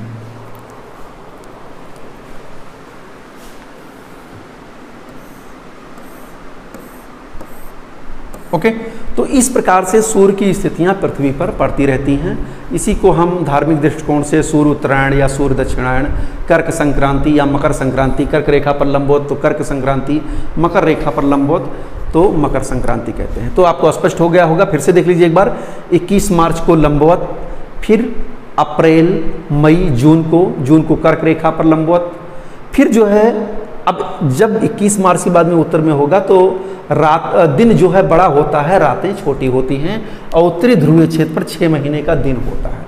फिर 23 सितंबर के बाद में जैसे ये दक्षिण की तरफ चलेगा सूर्य, उत्तर की तरफ जो है दिन छोटा होगा, रातें बड़ी होंगी, दक्षिण की तरफ दिन बड़ा होगा और रातें होंगी। यानी दक्षिण की तरफ दिन जो है दिन की अवधि बढ़ने लगती है, 12 घंटे या उससे अधिक होने लगती है। और 22 दिसंबर को यहाँ पर मकर रेखा पर होता है। फिर 22 दिसंबर से फिर ऊपर की तरफ चलने लगता है, दिसंबर, जनवरी, फरवरी, फिर मार्च में यहाँ आता है, फिर जून में आता है।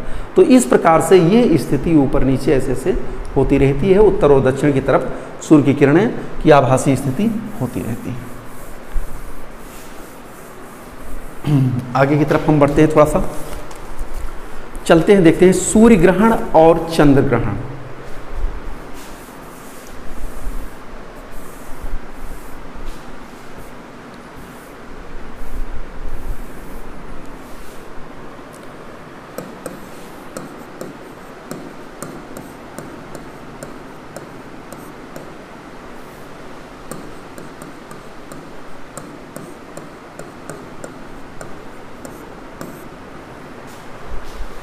सोलर एक्लिप्स,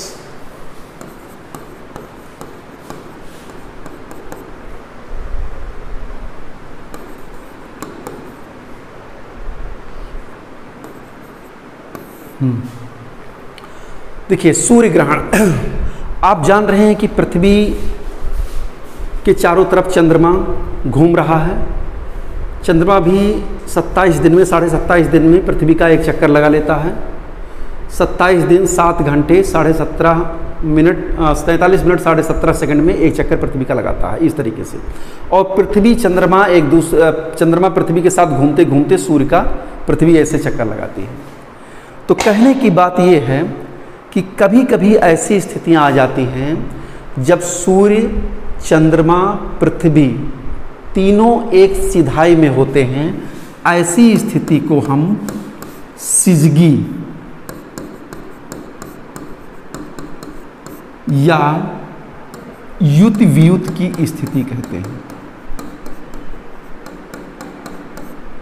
सिजगी या युत वियुत की स्थिति कहते हैं। अब देखिए सूर्य ग्रहण कब होता है, इसी संदर्भ में कभी सूर्य ग्रहण की स्थिति होती है या चंद्र ग्रहण की स्थिति होती है। जैसे मान लीजिए ये सूर्य है,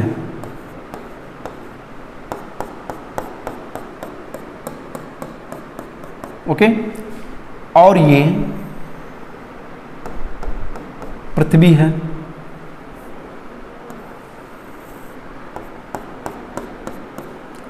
और ये चंद्रमा का परिक्रमण मार्ग है और ये पृथ्वी का परिक्रमण मार्ग है।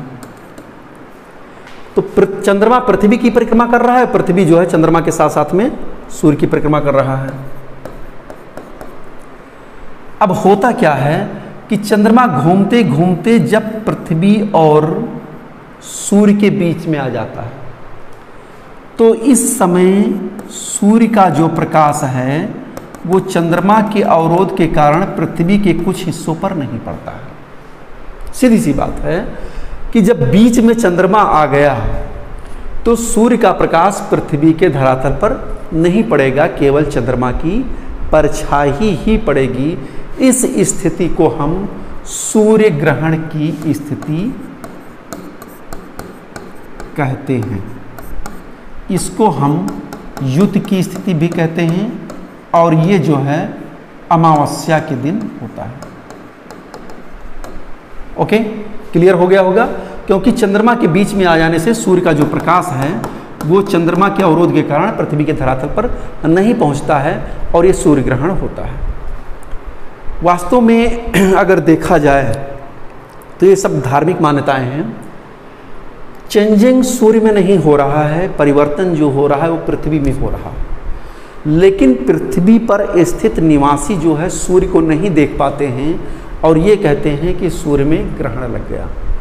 स्थिति क्या होती है कि सूर्य पर ही अंधेरा छाता है, पृथ्वी पर ही अंधेरा छाता है और पृथ्वी पर ही परिवर्तन होता है। वास्तव में ये पृथ्वी पर ग्रहण लगता है अगर वैज्ञानिक दृष्टिकोण से हम देखें तो। लेकिन चूंकि पृथ्वी से सूर्य नहीं दिखाई देता है इसलिए हम इसको सूर्य ग्रहण कहते हैं। आगे चलते हैं, लूनर एक्लिप्स, दूसरी सिचुएशन हम देखते हैं। दूसरी सिचुएशन में क्या होता है कि अब जो है अर्थ बीच में है और चंद्रमा दूसरे साइड में चला गया। अब यहां पर सूर्य का प्रकाश पृथ्वी के अवरोध के कारण चंद्रमा पर नहीं पड़ता है और चंद्रमा पर क्या छा जाता है, अंधेरा छा जाता है। ऐसी स्थिति को हम वियुत की स्थिति कहते हैं और ये पूर्णिमा के दिन होता है। ओके, इसी को हम चंद्र ग्रहण कहते हैं या लूनर एक्लिप्स कहते हैं। क्लियर हो गया होगा? यानी यही चीज जो है चंद्रमा पहले यहां था, अब वो घूमते घूमते दूसरी तरफ चला गया। तो इस प्रकार से हम देखते हैं कि चंद्रमा के विपरीत दिशा में चले जाने के कारण, पृथ्वी के बीच में आ जाने के कारण सूर्य का प्रकाश चंद्रमा की सतह पर नहीं पहुंचता है और ऐसी स्थिति को ही हम चंद्र ग्रहण कहते हैं। अब मैं बता दूं, एक वर्ष में अधिकतम 7 बार चंद्र ग्रहण और सूर्य ग्रहण हो सकते हैं। जब चंद्रमा का पूरा भाग ढक जाता है तो उसे हम पूर्ण चंद्र ग्रहण कहते हैं। कभी कभी चंद्रमा का आधा भाग ढकता है तो उसको हम आंशिक चंद्र ग्रहण कहते हैं। चलिए, ये पार्ट आपका क्लियर होता है। अगला पार्ट है आपका अक्षांश और देशांतर।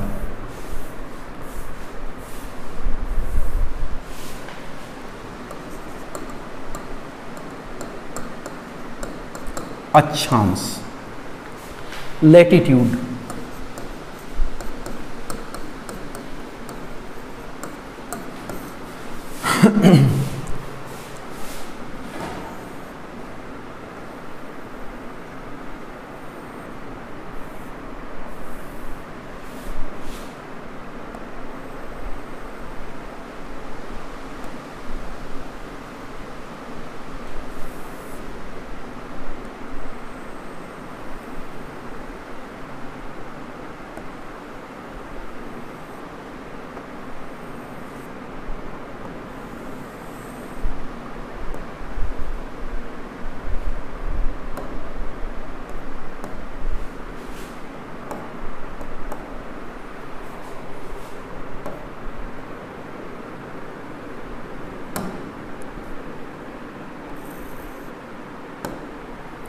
देखिए, ये है अर्थ।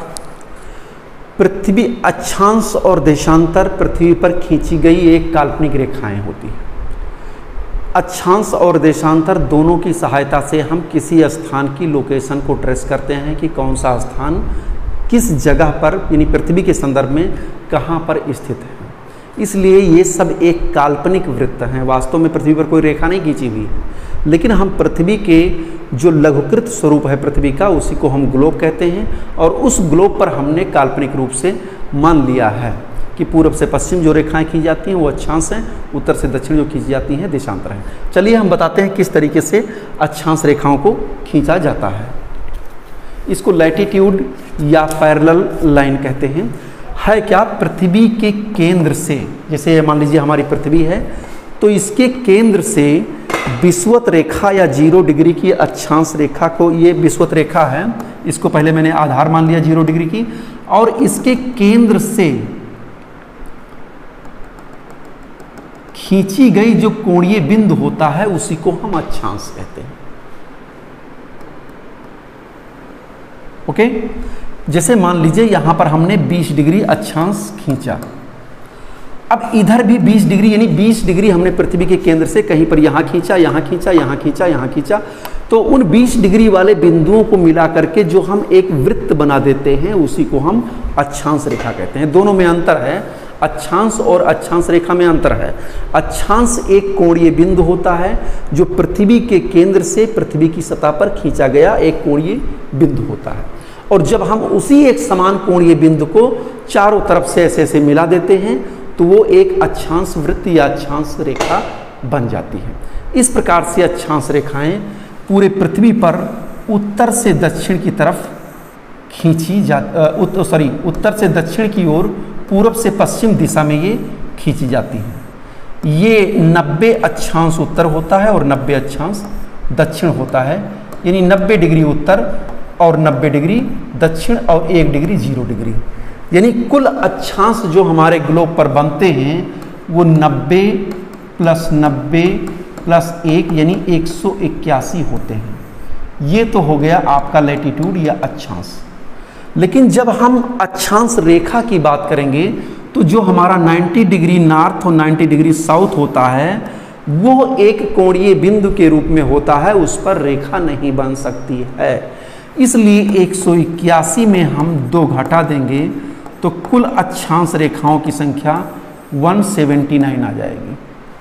अर्थात हमारे ग्लोब पर, पूरे ग्लोब पर केवल 179 अक्षांश वृत्त ही बन सकते हैं, क्योंकि नॉर्थ पोल साउथ पोल एक बिंदु के रूप में होता है, अक्षांश बिंदु के रूप में होता है, उस पर हम रेखा को नहीं खींच सकते हैं। लेकिन जब हम प्रोजेक्शन वगैरह बनाते हैं तो 90 डिग्री ही काउंट करते हैं, क्योंकि कई प्रोजेक्शन, मर्केटर प्रोजेक्शन वगैरह में उस 90 डिग्री को भी पैरेलल इक्वेटर के मान लिया जाता है। तो इनको पैरेलल लाइन या अक्षांश रेखा कहते हैं। ये इस प्रकार से होते हैं, पृथ्वी के केंद्र से ये खींचे गए कोणीय बिंदु को, एक समान कोणीय बिंदु को मिलाने वाली रेखाएं होती हैं।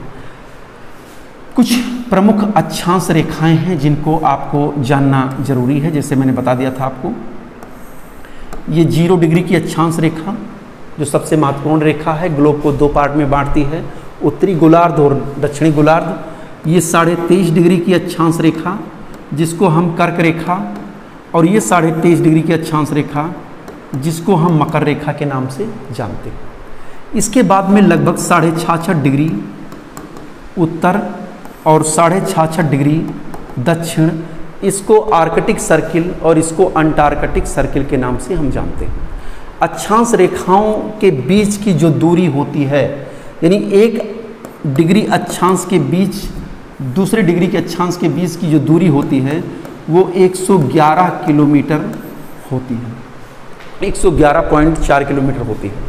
अक्षांश रेखाओं की विशेषता होती है, जैसे जैसे ग्लोब से उत्तर की तरफ हम जाएंगे तो चूंकि पृथ्वी के केंद्र से उसकी त्रिज्या कम होती जाती है, तो त्रिज्या कम होगी तो वृत्त भी छोटा बनता जाएगा। इसलिए अक्षांश रेखाएं विषुवत रेखा से उत्तर और दक्षिण की तरफ जाने पर इनका आकार यानी इनकी लंबाई जो है छोटी होती जाती है और अंततोगत्वा ये नॉर्थ पोल और साउथ पोल पर एक बिंदु के रूप में हो जाते हैं। ओके, अब कुछ चीज़ें और मैं आपको बता दूं कि जैसे इन अक्षांश रेखाओं के साथ में नॉर्थ या साउथ लिखा जाता है। जैसे ग्लोब है तो इस ग्लोब के उत्तरी पार्ट में जब हम ऊपर की तरफ बढ़ेंगे तो नॉर्थ लिखेंगे। जैसे 20 डिग्री है ये, तो ये 20 डिग्री नॉर्थ है। जैसे महाराष्ट्र में एक स्थान है चंद्रपुर, तो भी 20 डिग्री पर है। और यहाँ ब्राज़ील में एक स्थान है बेलो होरिजेंटो, वो भी 20 डिग्री पर है। तो हम कैसे जानेंगे कि वो 20 चंद्रपुर वाली बात कर रहे हैं या बेलो होरिजेंटो की बात कर रहे हैं? तो इसी के लिए हमको जब विषुवत रेखा से उत्तर की तरफ जाते हैं तो नॉर्थ लिखना पड़ता है, नॉर्थ नॉर्थ, और दक्षिण की तरफ जाते हैं तो साउथ साउथ लिखना पड़ता है। तो बेलो होरिजेंटो की स्थिति 20 डिग्री साउथ में है और चंद्रपुर की स्थिति 20 डिग्री नॉर्थ में पड़ता है। ओके, 2 अक्षांश रेखाओं के बीच का जो क्षेत्र होता है उसको हम जोन या पेटी के नाम से जानते हैं। तो ये हो गई छोटी मोटी चीज़ें, इसकी विशेषताएं। अब हम चलते हैं देशांतर रेखा, लॉन्गिट्यूड।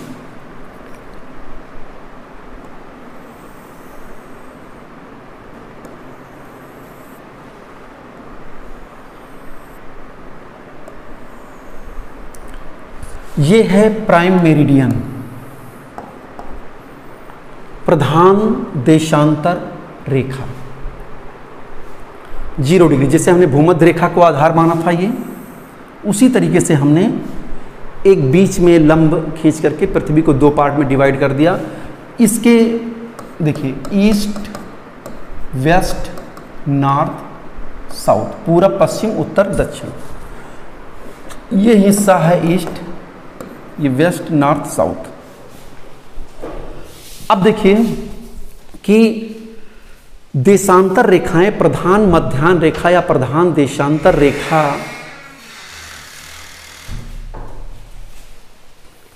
के सहारे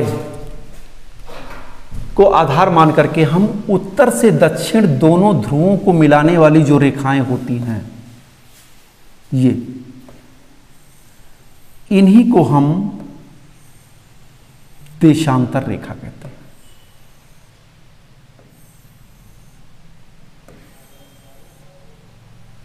ओके, क्लियर हो गया होगा?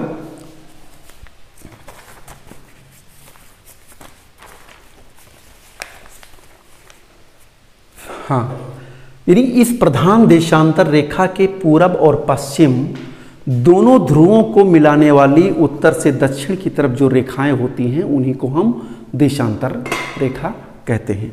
इन देशांतर रेखा को हम उत्तर और दक्षिण के क्रम के रूप में खींचते हैं, लेकिन जब इसके साथ में हम लिखते हैं तो या तो पूरब लिखते हैं या तो पश्चिम लिखते हैं, यानी इनके साथ ईस्ट और वेस्ट लिखा जाता है।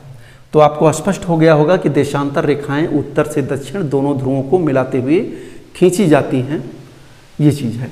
लेकिन देशांतर रेखाओं की दूरी परस्पर हर जगह पर बराबर नहीं होती है। जैसे ही हम इक्वेटर के उत्तर और दक्षिण की तरफ जाते हैं तो इनके बीच की दूरियां आपस में कम होती जाती हैं। इसका फार्मूला होता है, जब आप प्रोजेक्शन वगैरह गणितीय विधि से निकालेंगे तो जानेंगे किस तरीके से कम होती जाती हैं। अब एक विशेषता और मैं बता दूं कि देशांतर रेखाएं यानी 0 डिग्री जो देशांतर रेखा है, इसको पूर्वी गोलार्ध और इसको पश्चिमी गोलार्ध दो हिस्सों में ये डिवाइड करती है। अब एक चीज और इसमें मुख्य रूप से जानना है,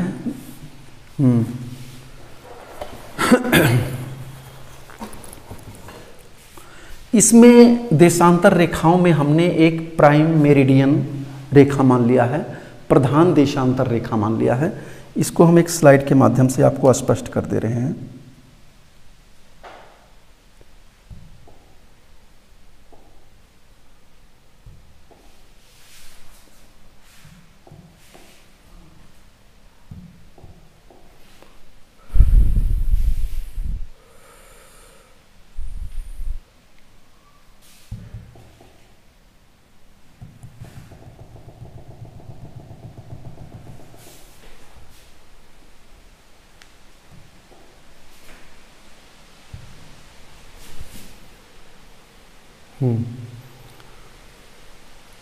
ये आप देख लीजिए, यही है प्रधान देशांतर रेखा। इसी को हम ग्रीनविच मीन टाइम देखते हैं। देशांतर रेखाओं की ही बात हम कर रहे हैं, इसको हम ग्रीनविच मीन टाइम कहते हैं। ये लंदन के निकट इंग्लैंड में ये ग्रीनविच नामक वेधशाला से होकर के ये गुजरती है, इसीलिए इसको हम जो है प्रधान देशांतर रेखा या मध्याह्न रेखा या प्राइम मेरिडियन के नाम से जानते हैं। विभिन्न देशों ने संयुक्त रूप से इसी को ही एक आधार माना है। इसी के द्वारा समय का निर्धारण होता है। जैसे जैसे हम पूरब की तरफ बढ़ते जाते हैं, प्रत्येक देशांतर पर 4 डिग्री का समय जो है बढ़ता जाता है। अभी हम इसको क्लियर कर दे रहे हैं कैसे ये बढ़ता है और कैसे घटता है। ये प्रधान देशांतर रेखा यूरोप में ब्रिटेन, स्पेन और फ्रांस से गुजरती है। अफ्रीका में ये भी गुजरती है, घाना, अल्जीरिया, माली, टोगो, बुर्किनो, घाना, अल्जीरिया, माली, टोगो में, और अंटार्कटिका से ये होकर के ये गुजरती है। इसके पूरब में 180 डिग्री और पश्चिम में 180 डिग्री देशांतर रेखाएं होती हैं। लेकिन 180 पूरब एवं 180 पश्चिम ये दोनों रेखाएं एक ही होती हैं। जैसे आप यहाँ से चलेंगे, ये ग्रीनविच मीन टाइम से यहाँ से आप चलेंगे तो ये पूरब में जाएंगे तो यहाँ पर प्रशांत महासागर में 180, और इधर से आएंगे तब भी ये 180, दोनों रेखाएं एक ही होती है, जिसको हम अभी बता रहे हैं इंटरनेशनल डेट लाइन। तो ये आधार है। इसी प्रकार से ये एक मानक समय का आधार रेखा है प्राइम मेरिडियन। भारत का जो मानक अक्षांश है यहाँ पर ये आप देखेंगे तो ये लगभग 5.5 घंटे आगे है। यानी यहाँ पर अगर 12 बजते हैं दिन में तो भारत में जो है 5.5 बनेंगे। लेकिन विभिन्न देशों ने अपने मानक समय को अलग अलग मान रखा है।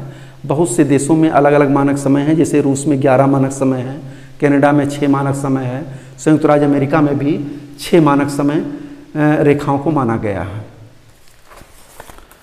अब इसी में जो है एक है अंतर्राष्ट्रीय तिथि रेखा।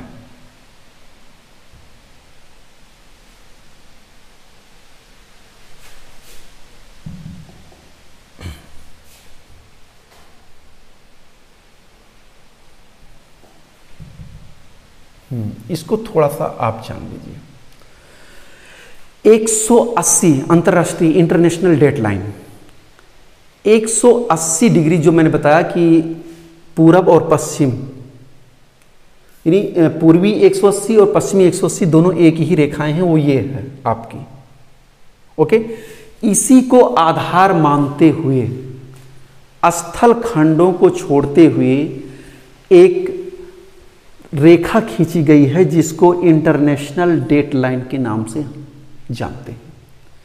इसी से एक क्षेत्र का समय दूसरे क्षेत्र, यानी यहां से जो है डे जो है अलग हो जाता है, दिन अलग हो जाता है एक दूसरे से। यह रेखा चूंकि अगर किसी स्थलखंड से ही गुजरती तो एक तरफ जो है सोमवार होता दिन में, एक भाग में किसी भी स्थल खंड से अगर इसको खींचा जाता तो एक ही स्थल खंड पर 2 दिन हो जाते, एक तरफ सोमवार हो जाता, एक तरफ मंगलवार हो जाता। इसलिए इस असुविधा को दूर करने के लिए यह रेखा कई स्थानों पर मोड़ी गई है, 8 स्थानों पर यह रेखा विचलित हुई है।